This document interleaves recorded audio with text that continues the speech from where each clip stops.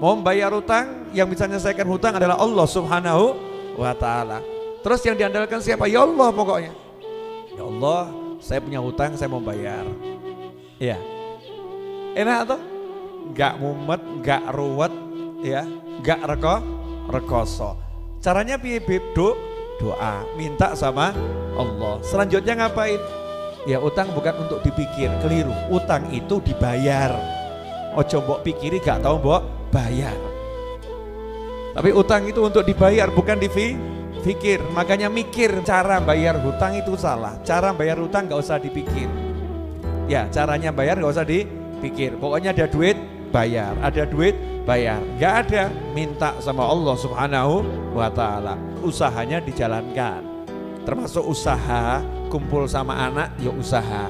Jangan gara-gara punya utang mau kumpul sama anak.